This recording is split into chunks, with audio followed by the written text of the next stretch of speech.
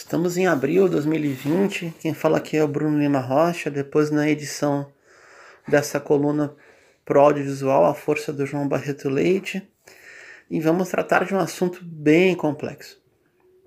O assunto diz respeito a plano de contingência, reconversão industrial, produção e garantia e distribuição de bens essenciais.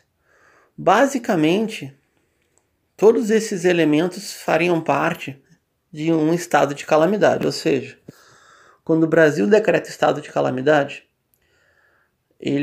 o Estado brasileiro, coloca uma situação legal que permitiria ao governo central, em articulação com estados e municípios, fazer os avanços necessários para garantir a sobrevivência, a vida e os elementos fundamentais para uma sociedade complexa, como, por exemplo, saneamento, abastecimento da população. Por isso existem essas categorias essenciais.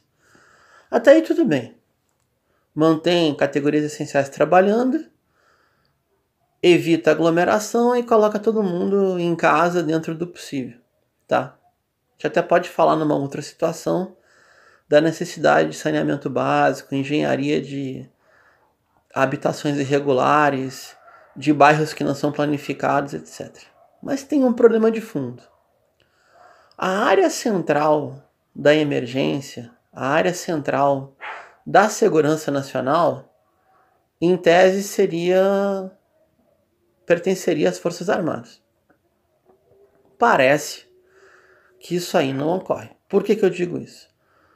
Porque como a gente tem a presença no Brasil das Forças Armadas basicamente em todo o território nacional, e como existe um esforço, ou pelo menos uma área de mobilização a partir da ação cívico-social e a partir da mobilização e recrutamento, pelos manuais, os comandos militares, os distritos navais, os comandos aéreos, as regiões militares deveriam já ter perfeitamente bem mapeado toda a capacidade produtiva instalada no território brasileiro. Com isso, já observar, por exemplo, que uma fábrica de conservas pode fazer uma reconversão industrial para algum item de extrema necessidade. Agora é álcool gel? Podia ser outro.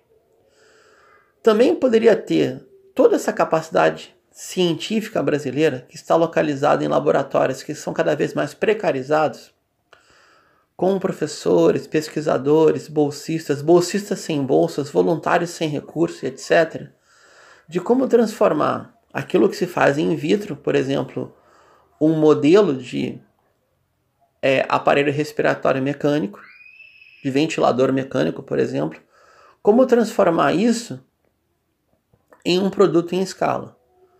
No meio da pandemia, como se fosse numa guerra, como gostam de dizer, não era para fazer experiência quase nenhuma. Pode ser que no Ministério da Saúde, que na área da saúde coletiva, da saúde pública, se evite modelos pré-prontos, uma vez que o vírus é novo. Mas na área da emergência, mobilização e segurança nacional, não tem nada de novo. Não é a primeira pandemia da história da humanidade, não é a primeira pandemia da história da República Brasileira, mas talvez seja a primeira vez que essa geração de generais, almirantes e brigadeiros se depara com uma ameaça a esse nível. Eu reforço essa condição da incompetência, de serem inaptos, de não terem a menor condição de defender o território brasileiro. Tem uma máxima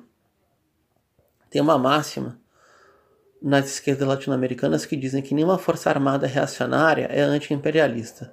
Trazendo para o nível brasileiro, nenhuma força armada, nenhum exército territorial de Caxias vai defender Palmares e Pindorama, nem sequer na hora da emergência.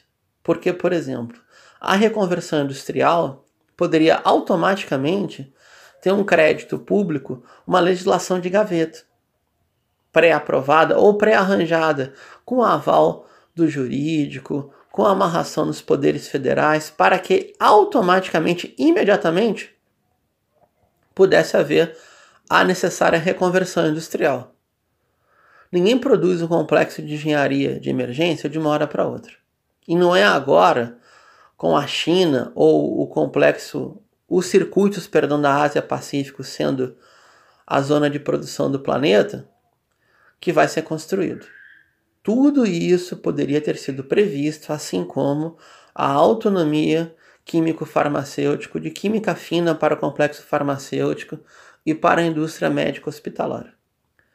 Na ausência dos elementos centrais para defender uma população, a população, o território ficam desassistidos. Cada vez mais parece, e essa parecença vira verossemelhança, que as Forças Armadas do Brasil são um elemento interno de entreguismo para render a soberania popular ao Estado pós-colonial e ser lacaio do imperialismo de turno, do que necessariamente para defender a população. Ou seja, é a incapacidade em todos os níveis.